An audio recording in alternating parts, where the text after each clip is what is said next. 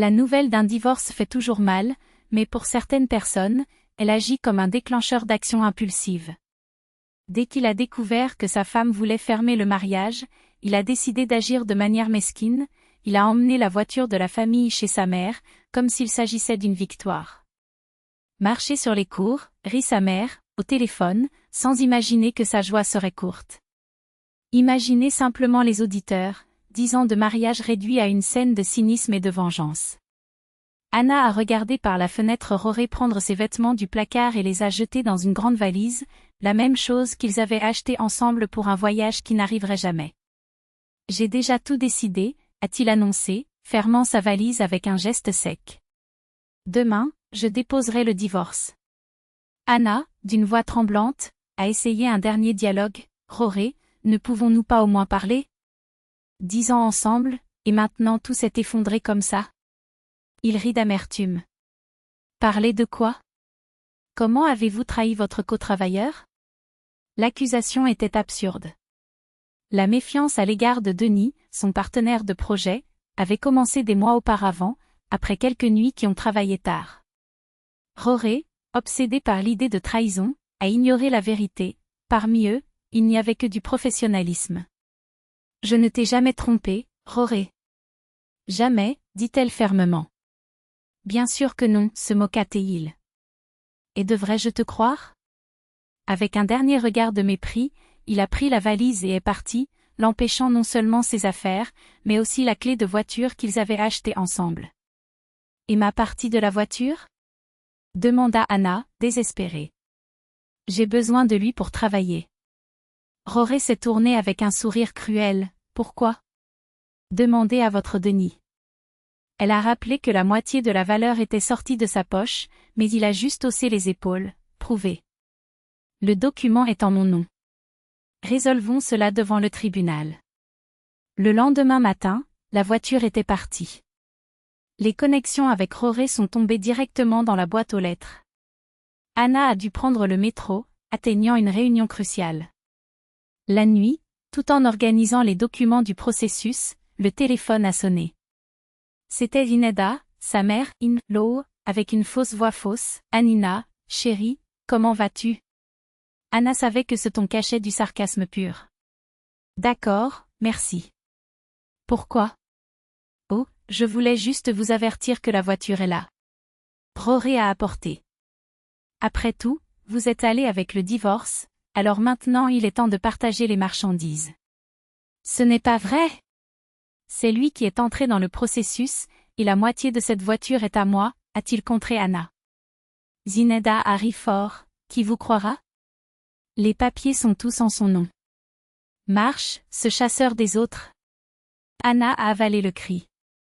Je voulais crier que tout était des mensonges, mais il n'y a répondu que d'une voix contrôlée. À bientôt, Zineda. Puis il a passé des heures au téléphone avec des avocats. Heureusement, son amie Marina, qui a travaillé dans un spécialiste du droit de la famille, a indiqué un professionnel compétent. Combien avez-vous investi dans la voiture?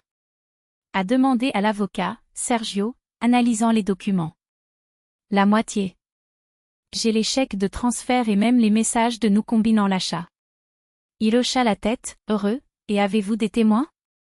Quiconque peut confirmer que c'était un achat conjoint? Mes parents.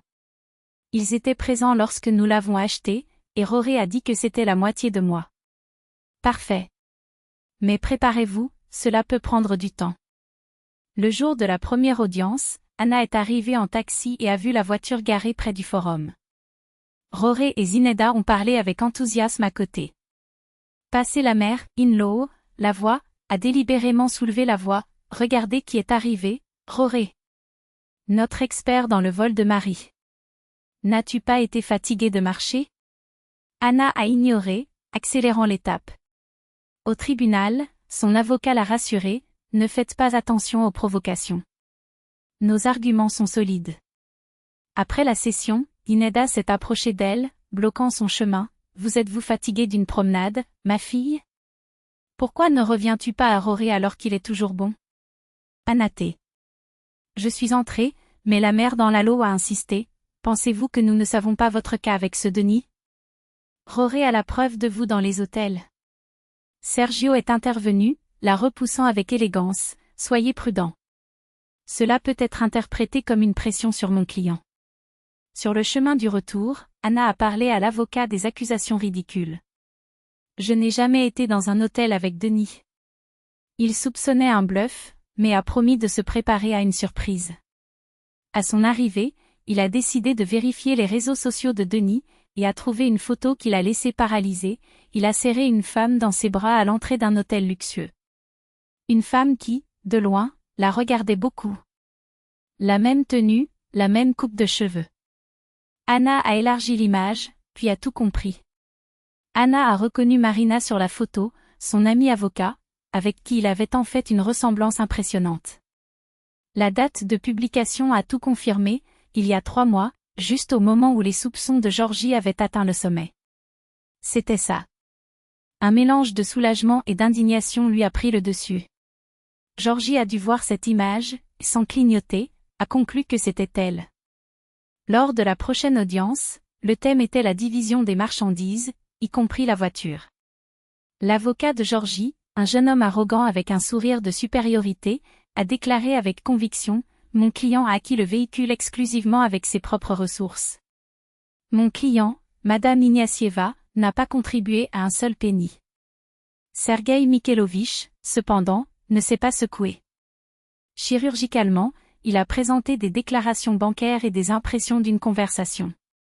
Le juge a soigneusement examiné les documents. Votre client pourrait-il expliquer pourquoi Madame Ignacieva a transféré ce montant à lui exactement avant d'acheter la voiture?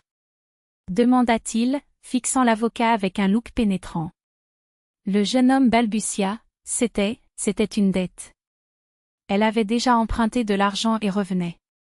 Curieux, a déclaré Sergueï, glissant son doigt sur l'écran du téléphone. Parce que dans la description du paiement, il est écrit, avec toutes les lettres, ma pièce dans l'achat de la voiture, 50% du montant total, point. Le visage de Georgie s'est foulé. Il ne s'attendait clairement pas à ce qu'Anna garde toutes ses preuves. Et ça ne s'est pas arrêté là. D'ailleurs, a poursuivi Sergueï, nous avons des témoignages des parents de Madame Ignacieva, disposés à confirmer que Monsieur Ignatiev, en sa présence, a mentionné à plusieurs reprises l'achat conjoint du véhicule. Le juge a hoché la tête et a annoncé une récréation pour analyser les documents. Pendant la pause, Zeneda Arkadievna a essayé d'approcher Anna, mais Sergueï a intercepté son chemin avec un geste discret mais ferme. Cela n'en vaut pas la peine, murmura-t-il à sa mère, Inlo. Vous ne ferez qu'aggraver la situation de votre enfant. Lorsque la session a repris, la décision était implacable. Jusqu'au verdict final, la voiture doit être livrée à une entreprise spécialisée dans la garde des marchandises. Que voulez-vous dire? Allez-vous prendre la machine? Zeneda leva, s'élevant de la chaise. Je vous demande de garder le sang-froid, a coupé le juge. Le véhicule sera dans un parking sécurisé à la peine. Les frais de stockage seront divisés également entre les parties. Dans le couloir, Georgie a atteint Anna. Pourquoi faites-vous cela? Demanda-t-il, sa voix basse, presque un murmure. Tu sais très bien que je t'ai vu avec lui. Qui, Georgie? Elle a répondu fatiguée. Avec votre Denis, près de Métropole. Pensez-vous que je ne sais pas ce que vous avez fait là-bas? Anna secoua la tête. Je n'ai jamais été avec Denis à Métropole. Vous avez vu Marina, mon amie? Nous sommes très similaires. Elle et Denis sortaient ensemble depuis 6 mois. Georgie semblait désorientée. Ne faites pas d'excuses, je peux prouver, a déclaré Anna, Serena. Et tu sais ce qu'est l'ironie? J'ai rencontré Marina à cause de Denis quand j'avais besoin d'une aide juridique. C'est elle qui m'a indiqué Sergueï Mikhailovitch. Le silence de Georgie était éloquent. Il a traité chaque mot, comme s'il essayait de créer un puzzle dont les pièces ne s'étaient jamais adaptées. Tu n'as même pas essayé de me parler, Conti. Nu Anna. Il a simplement décidé que je vous ai trahi. 10 ans de mariage, et vous n'aviez pas le courage de me poser une question directe. Georgie a avalé dur. J'avais raison, donc juste que j'ai volé notre voiture et les donné à ma mère, juste pour m'humilier. Non, Georgie, corrigea Anna, secouant la tête. Tu m'as montré qui tu es vraiment. Elle se retourna et s'éloigna, le laissant debout là, pétrifié, comme une statue de sel. 2 semaines plus tard, lors de l'audience suivante, Georgie est apparue seule, sans sa mère, sans avocate. Lorsque le juge a demandé s'il avait des objections aux demandes d'Anna, la réponse a été une surprise, très mérite, je ne contesterai pas les allégations de l'auteur. Je confirme que la voiture a été achetée avec des ressources ordinaires, et j'accepte de payer à mon ex-femme sa bonne partie. Anna le regarda étonnement, mais il a évité ses yeux. Après la session, alors qu'elle et Sergueï se préparaient déjà à partir, Georgie s'est approchée. « Puis-je te parler une minute ?» demanda-t-il, hésitant. Sergueï regarda Anna, qui hocha la tête. « Je voulais m'excuser » a commencé Georgie dès qu'ils sont partis. « J'ai vérifié ce que vous avez dit à propos de Denis et Marina. »« C'est vrai » a confirmé Anna, frappement. « Je me suis comporté comme un idiot » a-t-il admis, la voix brisée. « Je pense que nous pouvons toujours essayer de réparer les choses. » Anna l'a étudié pendant un long moment. Cet homme avant elle avait déjà été l'amour de sa vie, le partenaire avec qui il avait rêvé de vieillir. Mais maintenant, c'était juste un étranger, quelqu'un qui, sans hésitation, croyait en sa pure version, qui a essayé de la détruire et de la voler, qui a permis à sa propre mère de la traiter comme un criminel. « Non, Georgie. Vous ne pouvez pas, répondit-il fermement. Ce que vous avez fait ne vous a pas réparé avec des excuses. Mais j'avoue que c'était mal. » Il a dit, un bout de frustration dans sa voix. Il ne s'agit pas seulement des accusations. Il s'agit de savoir comment vous agissez, que vous aimez quand vous pensez que vous avez été trahi. Vous n'avez pas essayé de comprendre, vous ne m'avez pas donné une chance d'expliquer. Au lieu de cela, vous avez choisi de me punir, m'humilier. Ce n'est pas de l'amour. C'est de la cruauté. Il baissa la tête, vint. Et toutes ces années ensemble ? Merci pour les bons moments, a déclaré Anna, douce mais sans compromis. Mais nous ne pouvons plus être ensemble. Je pense qu'au fond, tu le sais aussi. 1 mois plus tard, le divorce a été finalisé. La phrase était claire, la voiture doit être vendue et la valeur divisée également. Georgie n'a pas utilisé, a même trouvé un acheteur prêt à payer un bon prix. Le jour où Anna a reçu sa part, le téléphone a sonné. C'était Zinaida Arkadievna. Avez-vous obtenu ce que vous vouliez? Théâté la mer, in l'eau, acide. Êtes-vous satisfait?